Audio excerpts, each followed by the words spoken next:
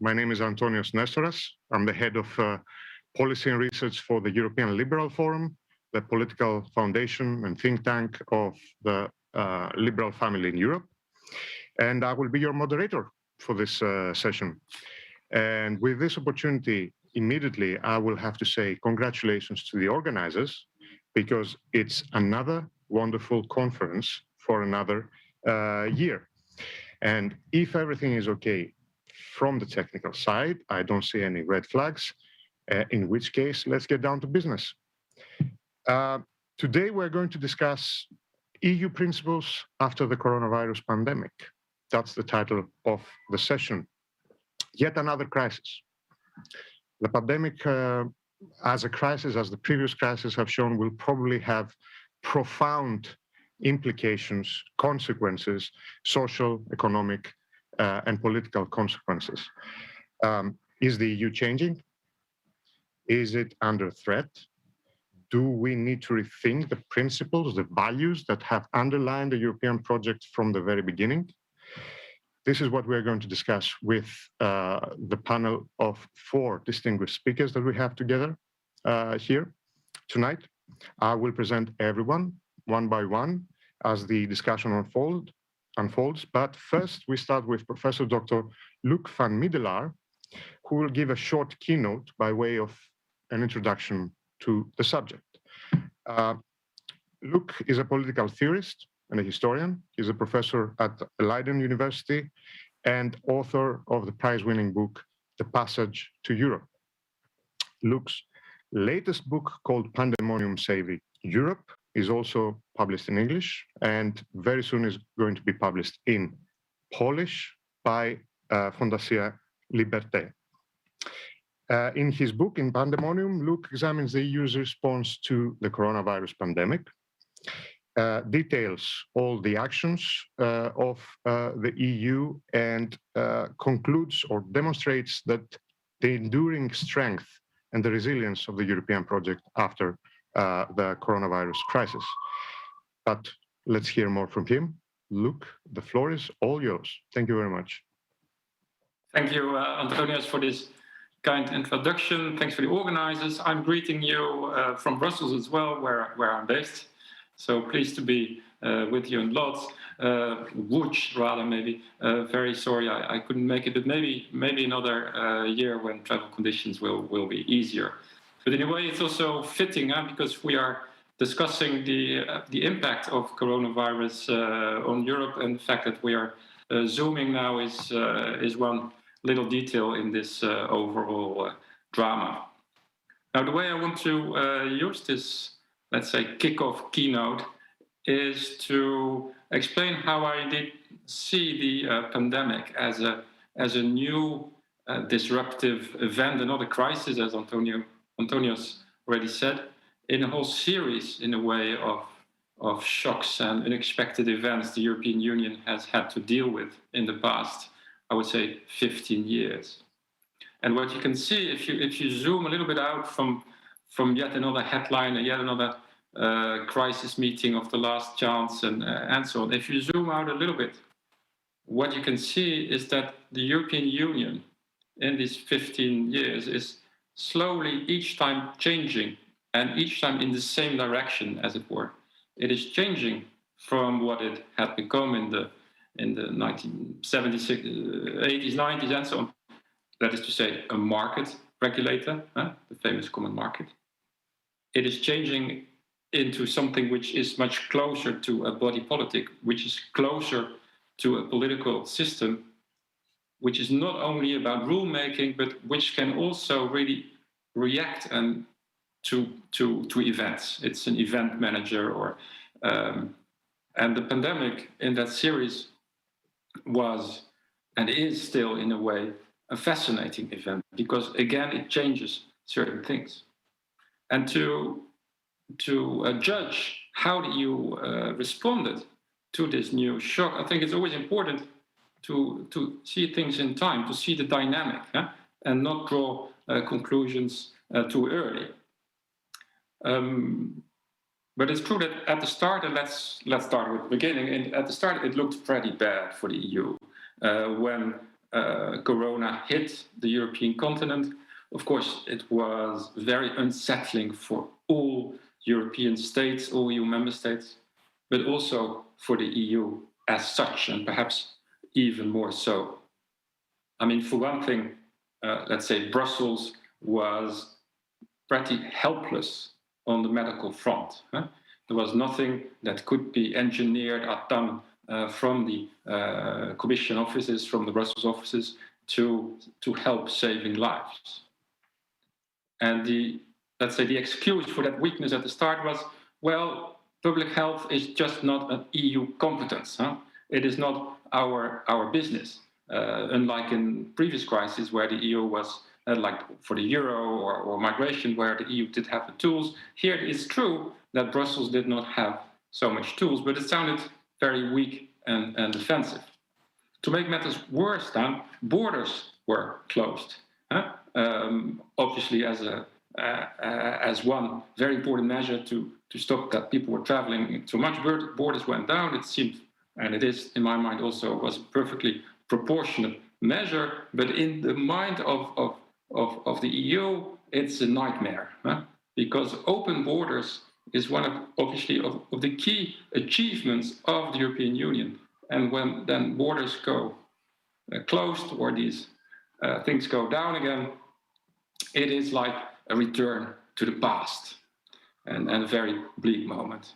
And to top it all off, very early on, we're talking here again, February, well, this is, let's say, March 2020, so spring 2020, big rows erupted on issues of money, because once the idea of lockdowns were in place, it was clear very soon that this would have a massive, dramatic impact on jobs, on our economies, on growth, etc., and that this would lead to tensions, and that not all member states would be able to deal with that to the same extent.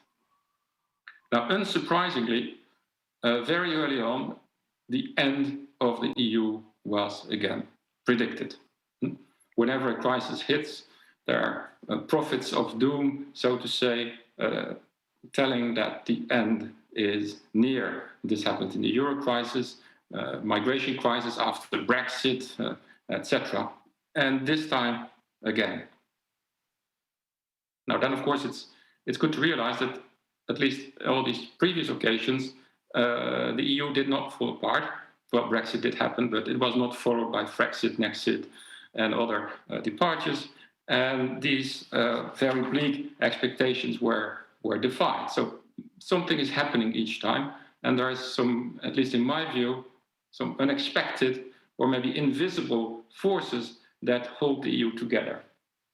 And that is, again, and I come here back to this idea, you have to see it over time. First, a shock arrives, everybody is surprised, nobody knows what to do, but then some action is taken. And this could be seen as early as April, May 2020, so in a space of 2 months. There were very intense debates, was still, and cleavages, but nevertheless, by the summer, two very important, far-reaching, maybe almost revolutionary decisions were taken to strengthen the Union. One was very much debated, the Corona Recovery Fund, which is now in Brussels called the RRF. So 750 billion euro to be shared between all member states, etc. Very important decision. Was a second one, much less discussed, more or less decided backstage, I would say, and that was to mandate the Commission to buy the vaccine, to do joint procurement on behalf of all EU citizens by the von der Leyen Commission. Another radical, far-reaching decision in a matter of life and death. A member state was saying, okay, the Commission can do this. Now, if we have time, we can discuss whether the Commission performed well in this. There are some question marks, but nevertheless, very strong signs of a wish of solidarity and unity within a few months. Now, rather than going more deeply into these in itself fascinating decisions. I want to share three more general points on what we are seeing here, Antonius, if you agree. The first one is, first general comment in this crisis, is that public opinion, more than ever, has driven the European action. It was Italy's cry for help at the start of the crisis, a cry for solidarity in the field of masks, etc., which went unanswered, by the way, but a cry for help from Southern Europe, which was hit hardly, which was in economic trouble, which was too strong. The whole idea that this crisis was so big over the whole world that something with the force and the size of the European Union as a whole somehow would have to deal with it, seeing also, as people did, the global implication. It was a crisis of life and death as well. So old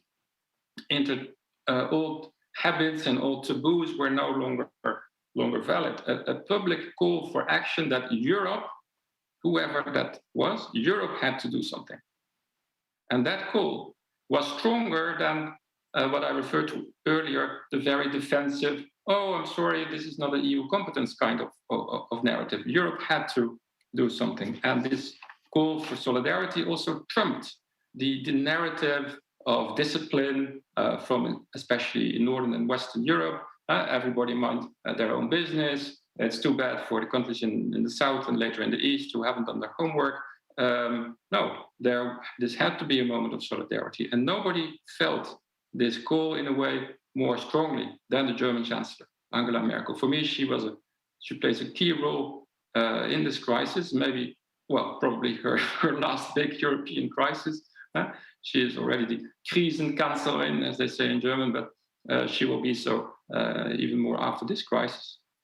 And she realized that Germany, economically, in its economic positioning, had to move, and that Germany could no longer play the role of only caring about the budget and being caricatured as Scrooge in European debates.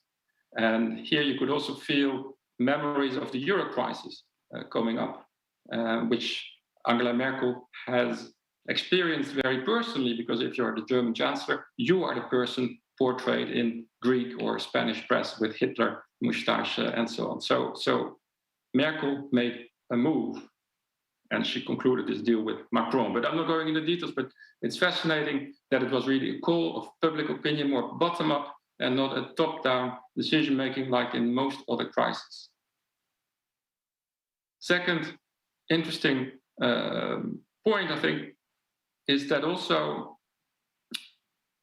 as a result of the Corona Fund discussion, there was a politicization of the rule of law issue. And here I'm also referring to the Netherlands, even if I don't live there, I follow Dutch public opinion closely. And you could see a dynamic that the recovery funds were in a way sold to a very reluctant, hesitant northern electorate, because they didn't want to pay in the Netherlands or in Austria and Finland for Southern Europe. They said, well, we're all in this together. They can't really help it. We're one European family, and then we share the same values as well. And as a result of that, a few months later, it became very important, as it were, for Dutch politicians, but you could also see it in France and elsewhere, to really insist on the rule of law with regards to the discussions with Hungary and Poland in particular. So in my view, it was no coincidence. Again, maybe other panelists have other views or experience of this, but there was no coincidence that for the first time in 10 years that this issue has been discussed by experts in the Commission and the Parliament, but it really was at the table of leaders of the European Council. And that is a sign that it was much more public, because that is the place in the EU where you have the most press, the most public light. And they could no longer shift that hot potato to the Court of Justice or to the European Commission. They had to deal with it themselves somehow. That's interesting. It's interesting that the idea that because of these corona funds, we are a community of destiny in a way in this pandemic, that it also has repercussions on other fields. Third and final point, and then I will stop there, Antonios, is this moment of, well, solidarity and unity in the end also, I would say, took shape against the background of the whole geopolitical theater. And there was a moment for Europe at the start of this crisis and later on of what I would call geopolitical solitude. People in Europe felt alone to some extent for two reasons. One, the United States, leader of the West, which was, let's say, leading the pack in every international crisis since 1945, was nowhere to be seen. The US was not there.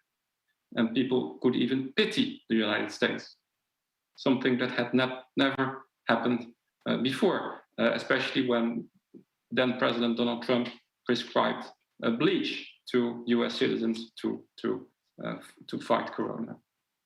But perhaps even more importantly, there was, of course, China. And I think the pandemic is really the moment when China arrived at the heart of European public opinion. Again, of course, among experts, we've seen China coming, let's say, for 10, 15 years, but the Chinese masked diplomacy. And when it was China, and not France, Germany, Poland, or other EU member states, which responded first to Italy's call for help within 2 weeks, with tons of medical masks being flown to Rome, etc., this whole mask diplomacy, I think there was a massive shock. It turned around our mental map. Because China, some considered still a third world country 20 years ago, and now they were coming to help, whereas the US was to be pitied. So adding to that we apparently were even not able to produce our own aspirins, etc., you have this moment that as Europeans, we were alone and we had to defend ourselves together. And these were all working together.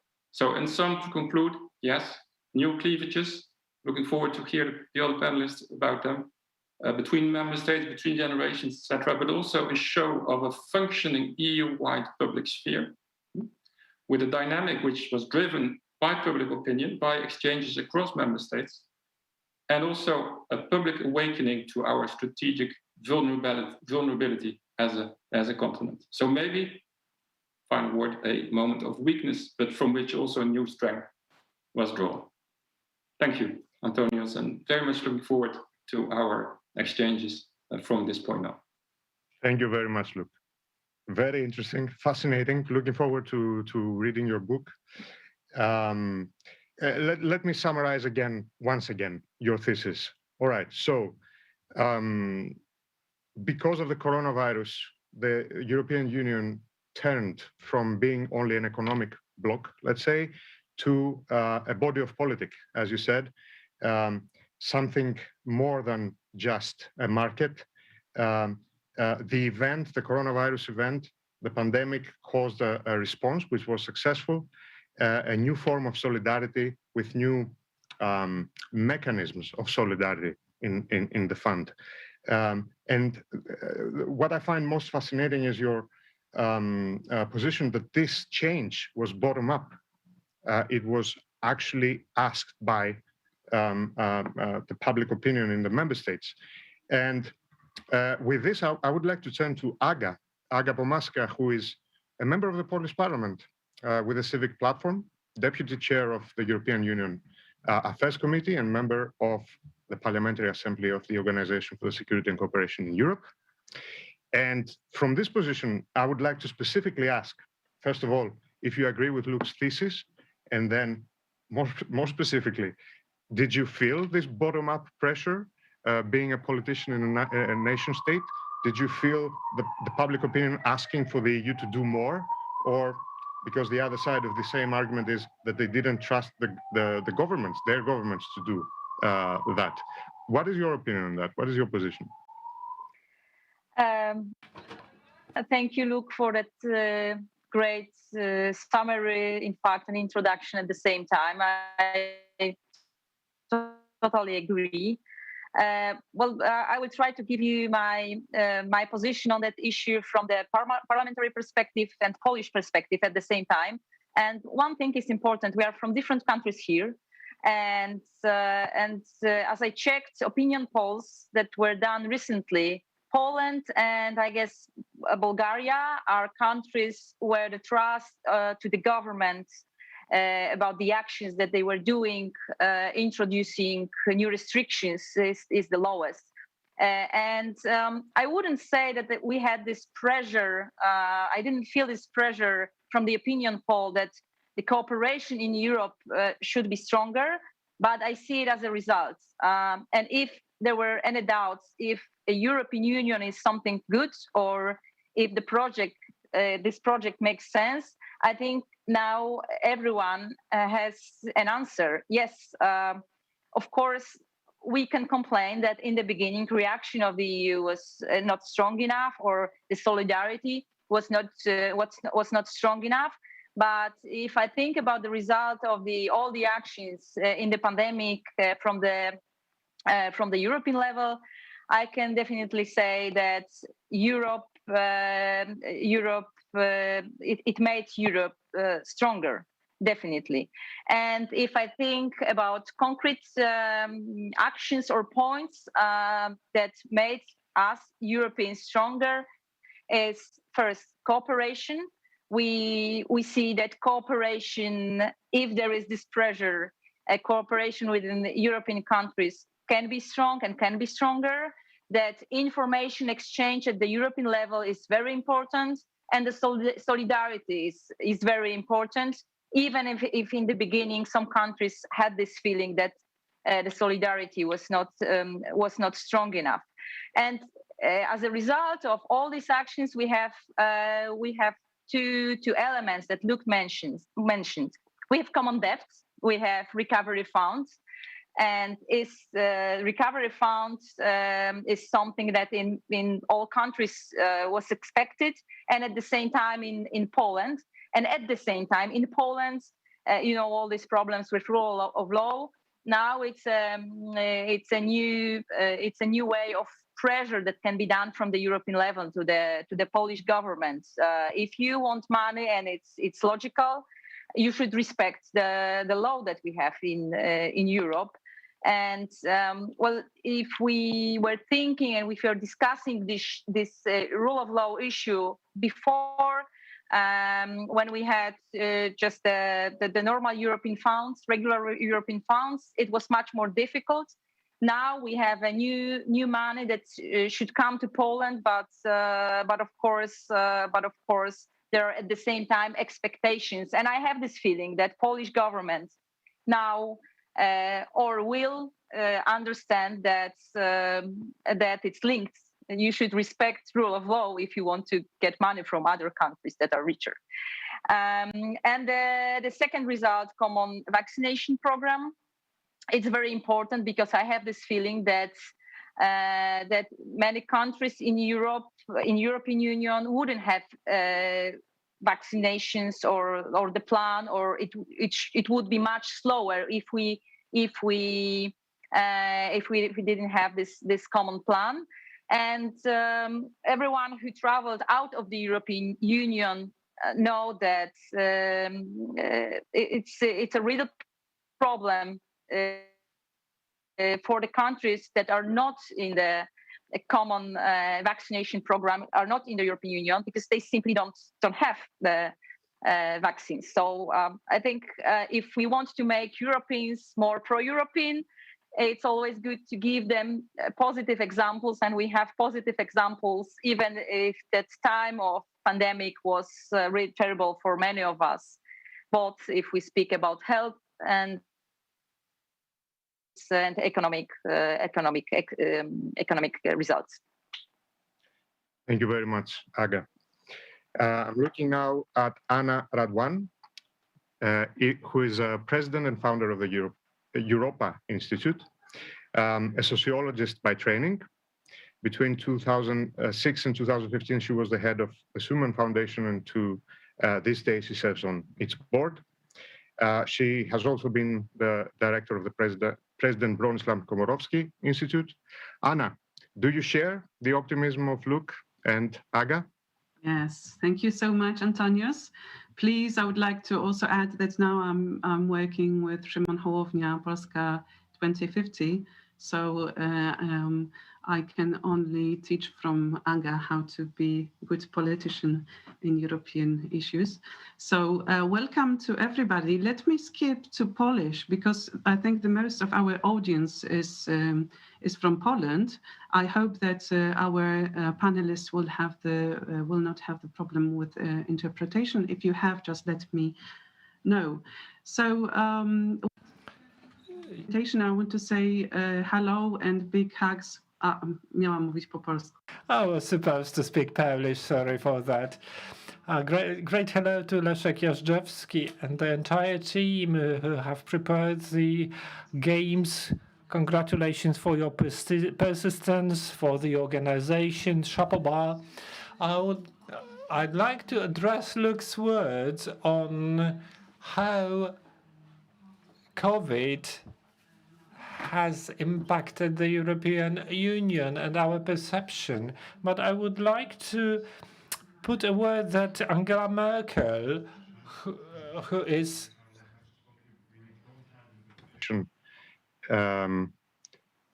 Okay, so... Checking, can you hear us? With the host, if there is something that we can do about this, we have to... Okay, so I will... My fellow panelists, that there is an interpretation button on the bottom right, and they can switch to Polish. Can you hear me now in English? This is the interpreter speaking. The interpreter speaking to you? Okay, thank you.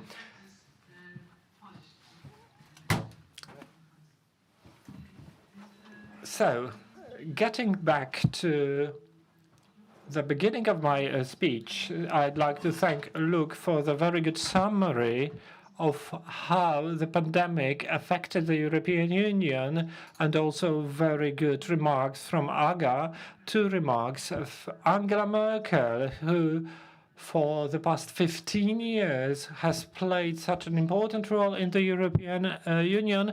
As the guest in Warsaw, she's saying goodbye to European capitals, and attention, our president had no time to meet Angela Merkel. That only shows where Poland is now and how such funny or rather sad moments ruin our relations on European and global levels. Referring to Aga's words regarding the support for certain European Union steps, a couple of days ago we could see opinion poll that proves high trust to the EU. So, Antonio, replying to your question, we are going in an optimistic and good direction, and the president, well, perhaps one day he will find time to talk to Angela in different circumstances. Moving now to the Luke's presentation, I have this idea that what Luuk and Aga said, we may claim that the EU is the roller coaster of the crisis. We have crisis all the time. I've been in the EU policy for 20 years. There have always been crises. When we joined the EU, there was institutional crisis.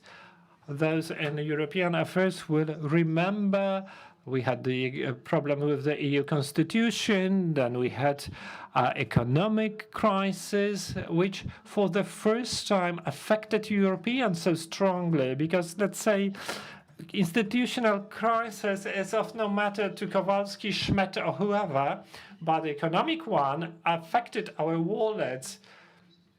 Then we had that migration crisis, but the one that happened recently, the health one, is the strongest crisis and the most difficult one on that roller coaster, just because it showed us we cannot influence everything the way we wish to.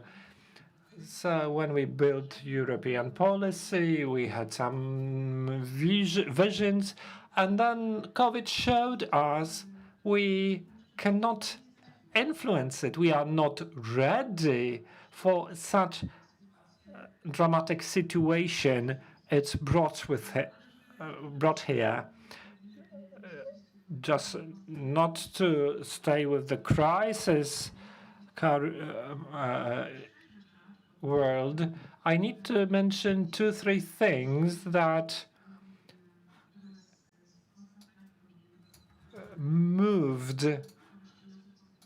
brought positive outcomes for the EU.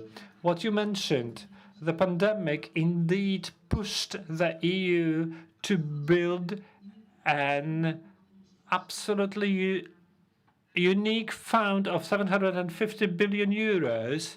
The rebuilding fund, great step to strengthen European cooperation, perhaps a step as big and as remarkable like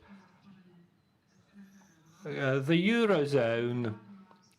Until not long ago, there was no common talk on that. Everybody would postpone it for the unknown future, and the topic was unlikely to discuss. The restructuring fund shows we can do it. Now, the EU is facing that huge challenge, how that fund can be reasonably used, especially in the area of climate and digital area. So, the first thing is to push the European integration towards, I don't like the word, but federation, to have stronger federalization. The second thing I would like to note is that despite this huge crisis, the EU has not abandoned its ambitious plans. I mean the climate policy. The COVID issue did not make the climate policy go to the shadows. To the contrary, I believe everybody did their utmost to have this Green Deal implemented. So I must pay my respect to the European institutions. And the third thing that I would say more general, it shows us that we do not really know what's going to happen tomorrow. COVID has proven that no matter how prepared we are, if we have plan B, C, D, we will never be ready for such situation as the one brought by COVID. What after the COVID? Well, will there be any after? We can hear about the fourth wave coming. We will need to get accustomed to living with it. I believe that the crises we have had so far, immigration, economic, pandemic, they will change forms and they will never leave us. But we need to, speaking in brief, we need to opt for two things. From the perspective of Europe is the health of Europeans. The COVID gives mandate to certain behaviors by the EU. It's not good saying that it gives mandates, but let's leave it as it is. I believe that the health policy and climate policy and the second thing is the rule of law. These are the two areas, whether we are after pandemic and the next wave, this is something we need to pay attention to. That would be full stop from me, and thank you.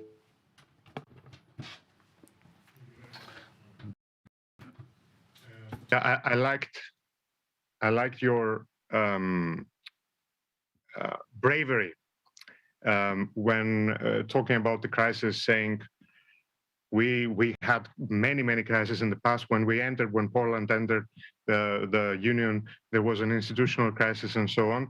I liked your bravery. It is also a reflection of the literature of European integration that says part of it that crises are just the engine of European integration. This is how we go forward. And perhaps this is another case, because the pandemic, the coronavirus crisis is also another case of how the EU goes forward. And I will ask if Benjamin also agrees with that. Benjamin Zeeb, he's a co-founder of the Project for Democratic Union and Alliance for Europe. Benjamin has previously worked as a journalist and also been a CEO of a media platform. Here we have a historian by training, a frequent commentator on European affairs, and author of 2 books on the future of Europe. How does it look like now, the future of Europe, Benjamin? Well, thank you very much, Antonios, and thank you, Luuk, for those enlightening keynote, and thanks to the organizers for thinking of me. I would like to just briefly touch on a couple of points sort of here and there, because a lot of what I would have said has been said, I suppose. So I fully agree with this mode of development, which is sort of crisis by crisis. This is just something we can observe. This is something that is obviously been happening. The question we have to ask ourselves is this really a healthy and useful way to develop a polity, if we are going to call it a polity now? So yes, we have seen some very clear upward momentum if we look at the last 3 crises, where during the financial crisis, we very much were on more shaky ground. It wasn't as clear that we would come out of this unscathed, and we haven't come out of it unscathed, but if we would come out of it intact. And then on to Brexit, where, as well, we weren't really clear whether the unity would hold in those negotiations or not. And now to this point where, apart from, some rumblings around the deal we made, those 750 billion euros, there was never really, the basic principle of cooperation was not called into question to the same extent.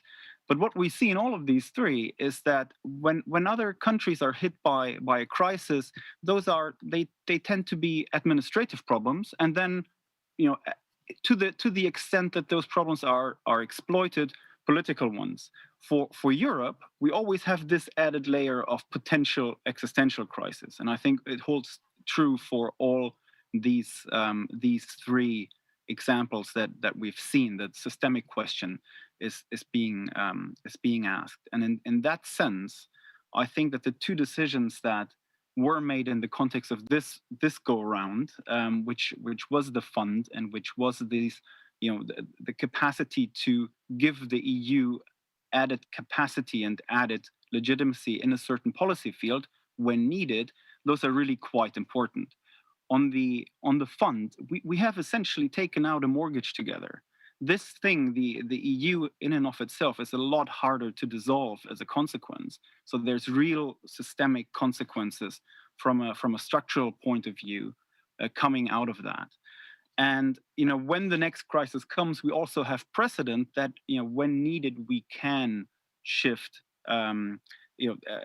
executive decision-making capacity to the center when this is something that we feel is needed and needs to be done. So I feel it is significant. However, we should not rely on the next crisis being so kind. We shouldn't rely on the next crisis, being again a teachable moment from which we learn and adapt and evolve. Rather, we should take a look at what makes a functioning political union. And I would summarize it as essentially majority decision-making, a budget that is enough to offset economical differences, an army that it doesn't need to be huge, but it needs to be capable of doing certain things in the area at least, and as we mentioned, the rule of law, and just having a couple of those principles agreed upon, because we can now sort of look at these crises and always say, okay, the answer we find to them tend to be similar. They tend to go more towards what Anna bravely called. I thought that was the bravest, the most brave sentence in Poland. Federalization, and it might not be a useful term, but it is, to a certain extent, just what we call that thing, and just shift those political competencies that are needed to respond to crises in general efficiently and effectively. Shift those to the center. And then when the next crisis hits, it will still be an administrative problem, and it will still probably be a political problem, more in some places and less so in others. But we need not always worry that explosion or implosion looms. So I think that is the main thing and the key thing we should take away from the succession of crises, from the last crisis, and from the ones, especially around climate, that we can clearly see coming already. We better be prepared. We more or less know the direction of travel. We more or less know the kinds of things we can do to prepare ourselves better for them. And now it's upon us to essentially find the political will. I think that the key thing here is about sort of majority decision making between member states, rather than the liberum veto that already was, the end of Poland once, to sort of hold us back forever. So yeah, that's short and sweet. And with that, I'll give it back to you. Thank you very much, Benjamin. I like how this is going. From the optimism of the previous speakers, we went to Benjamin grounding us on reality and saying, all right, yes, this was something that we can call a success, but not healthy enough because it will come back unless we change. But with this, I would also like to make a follow-up question to Benjamin, and then I will slide towards the rest. We changed because of the event, because of the coronavirus pandemic. How about the Eurosceptics? How about the populists? Have they changed? Should we expect a spectacular rise again, or a spectacular change, a transformation that we do not see for the moment? I think indeed there was at least some change in the political landscape in Germany, for sure, where previously, if somebody was very, very strongly Eurosceptic in the past, then you could usually attach, any number of political issues, and there would be a very high likelihood that they would also hold them. So Eurosceptics then also tended to be climate deniers, tended to be anti-LGBTQ rights, very often tended to hold very strong views on not supporting the southern periphery economically, or supporting is a bad word. Whereas the response to COVID, the anti-vax thing, it's a bit of a wedge in that thing. So that runs through all strata of society. There are people where I would never have expected this sort of response to vaccinations to come through. Ulrike Gouraud being one of them, for example, a very pro-European, proto-federalist thinker in the German context. There suddenly showed a side that was very surprising to men, I think. And in that respect, I think, there's some change on the other side. The general sort of rural-urban divide, I guess, is pretty much intact. So tactically, I think there's not a huge change in terms of messaging. But yeah, there's maybe some opportunities and some slight differences that have popped up as a result. Thank you, Benjamin. Anyone else wants to comment on this? Luuk, we come back to you. Yeah, thank you for all the follow-up comments and extra experiences. As the discussion has turned now a lot around crises and also how to avoid them in the future, I would like to make two general points. First is, there's not only crisis, but we should not forget there's also crisis rhetoric in the media and in the political sphere. And there are two sides to this. There are those which I just called prophets of doom, those who predict the end of the EU out of glee, like from the US or Russia or China. But we should admit there's also governments making use of exaggeration and crisis rhetoric to force themselves, force each other to act.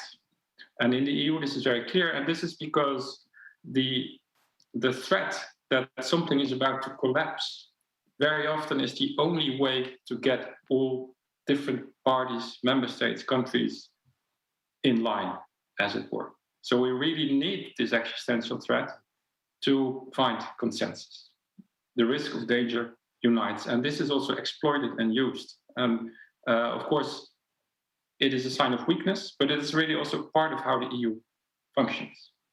Now, Benjamin asks a crucial question: how can we do better in the future? And also Anna was referring to it. Here, I'm glad we also have a point of disagreement, because otherwise this panel would be too consensual. I do not think that the way forward Benjamin sketches is a natural one for the EU to follow. It is not a matter of just having QMV and add an army and make one central government for the European Union as a whole to be governed better. I will make two remarks there. One is that if you look at the changes and the crisis management of the past 15 years, you can see that the government function in the EU has been strengthened, but it is not only the Commission, or not centrally the Commission, it is just as much the European Council of Heads of State and Government, which is part of the EU government. So you cannot have this federalist idea of the Commission should one day become the government, accountable to the European Parliament, and then we're done. That is much too easy. It goes to the contrary on the plurality, historical and constitutional, of Europe, of what our continent is. We will always have much more balanced and complicated government structures. And also, in all friendliness, I should like to add that this vision, this federalist vision, which is common in Brussels, but it also has a German touch to it. You also mentioned Ulrike Gero, and it is very natural for Germans who live in a federal state themselves, as it is for Belgians or Italians.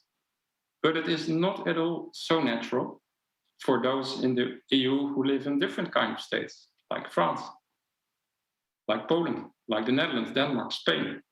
So you should not underestimate the different political cultures in this respect as well. And you cannot just project yourself as easily onto a European government if you come from those kind of states. So I think there are other ways for Europe to function better, but we should avoid too easy solutions. At least that's my view, drawing on what I have seen in the past 20 years. Thank you. Thank you, Luuk. Thank you. Very interesting debate here. Aga, how does it look from inside the national parliament? I think you are in a position to clarify this, perhaps. Please unmute yourself. I think we in Poland, we are in a very specific situation because Polish government every day said and still says that we are the best in everything, including how to deal with the pandemic, even if they were not always fully cooperated with other European countries. My role is also to explain Paul that without cooperation within the European Union, we would be in a much worse position. We are before, or actually during the debates, and there is this conference about the future of Europe, and it's not very much present at the moment. But I think it's the next step, and maybe it will be one of the panel during the next conference the next year, in which because it's definitely the way that Europe dealt with the pandemic will influence the debate on the conference during the conference of the future of Europe. We have, well, at the moment in Poland, just to explain, we have another crisis, the border crisis with refugees, and it definitely it's influenced and is influencing at the moment politics much more than before, and it's very useful for the present government, much more useful than the debate how they dealt with the pandemic. To add something, what would be improved is the cooperation and all these regulations. I think that's something that was not done fully in a good way, that there were different regulations in different European countries, and actually there are still different regulations. We are not always sure how you can enter the country, what you need, and so on. And maybe it's something that we should concentrate more, and it would be also one step closer to federalization. Because when we had a debate in the parliament on that issue, push more, at least I asked the government to push more on the common regulations at the borders. They were saying, well, it's not our role, it's country's role, and it's not possible to have common regulations on that. And maybe if we see the European politics more in a practical way, then it would be easier to find another step or to cooperate more at the European level. Not calling it, of course, federalization, but it would be the next step, and maybe also the kind of a sign for Eurosceptical to show them that it's simply needed. Thank you very much, Aga. I'm not losing time. I go straight to Anna so we can have another round of questions. Anna, your reaction? Thank you. Look, I must tell you that there are two words, federalism and liberalism, which are not very popular in Poland. So sorry, all guys from European Liberal Forum are always welcome in Poland, but be aware that there are some difficulties with understanding these words. Because we are shortly coming to the end of our discussion, I want to say, for me personally, what is important now in our talks about European Union, because for us, obviously, it's among politicians, academics, think tankers. There are the many subjects are so obvious, and we understand it. But what is important for me, and I hope it would be important for all of us, that we manage to go with this European values and European vision, not only to our bubble, but also to the people who are not in the bubble. In Poland, for instance, we have, Aga, maybe you can correct me, but about 15% people with higher education, more or less, which means that most of Poles have no higher education and are not so interested in the topics which are we discussing today. And I think this is very important to approach not only our bubble. And the second thing, which I think we like to saying that we are living in the new era. We have the new social media management, new information flow, also among young people. And I think we live in a new era of Biblia Pauperum. Biblia Pauperum, I think everybody knows what is, it was in the Middle Ages, communications by pictures. And now we are in European Biblia Pauperum, and I hope that we will manage to cooperate with all these difficulties of the communication, also with young people. So maybe when we sit here in 2050 and we are still young and optimistic, we will have still the audience to talk to about European issues. Thank you. Very much hope so. Thank you very much, Anna.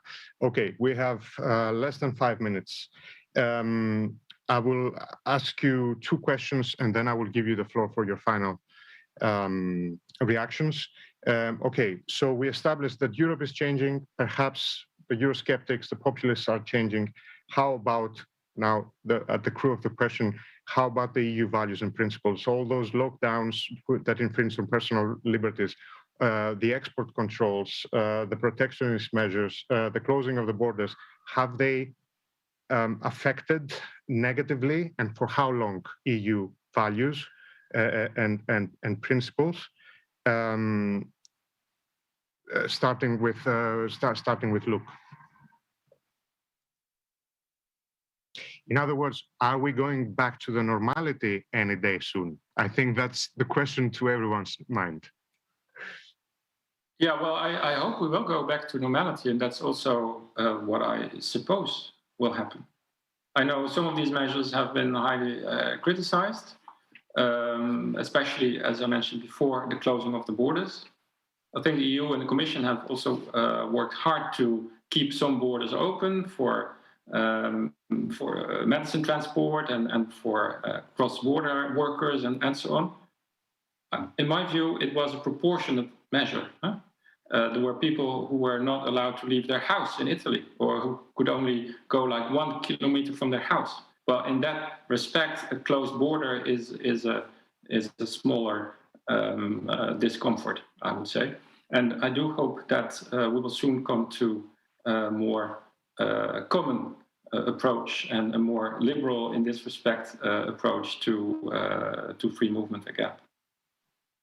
Thank you, Luuk. Of course, my question is not to examine the necessity from a health care perspective, but if the damage that is done can be exploited, and if it is a long-term effect, or it will leave a mark, let's say. Aga? Well, sorry, we don't have time, Luuk, sorry. We have to go to Aga. Yeah, of course, I have this impression that we are so much into coming back to normality that it's faster than we expected. Especially if I remember that there were these predictions that maybe we will get vaccines in 2022 or something. But if we speak from Polish perspective, of course, there is a big damage to the healthcare system because we forgot, and quite often we forget about those who didn't suffer the COVID-19, but for example, cancer. And there is a lot to do, I think, also at the European level, not to lose those people who suffered from other reasons that directly COVID-19. And maybe here we need more action at the European level too. Thank you, Aga. Anna, what do you think? Okay, I believe that Europeans are clever, and we can see their optimism is really high. As I said, the recent Eurobarometer survey shows that now this is the highest optimism about the European futures since 2009. So this is my optimistic end for our discussion. Thank you very much. Benjamin, I don't think that the German electorate shares this much optimism. I don't know. What's your take? Well, it sort of depends, I suppose. I share a lot of the optimism. From this crisis, a couple of things we're certainly taking that are good. I don't know how political they are in the field sort of the workplace, and also in the context of transportation, I think there's going to be quite a lot of leapfrogging technology-wise happening. In terms of the values are fine. Is the system fit for purpose? Is the question, and I'm far away from the sort of romantic messianic federalist ideas that Luuk rightly criticized. But I still believe that there are certain features to a functioning polity, and the EU sort of checks more of those after each crisis. But it's far from sort of there, and we're not really future-proof. So I hope you caught most of this. I think I'm skipping in and out, but no, that would be my take. It was fine. It was fine. Thank you very much. At this moment, yes, we are kindly asked to go to the end. So I would like to thank you all very much for this talk tonight. I really enjoyed it. Looking forward to see you in person. Thank you very much. Have a nice evening. Thank you. Bye-bye. Bye. Bye-bye, everybody. Have a good day.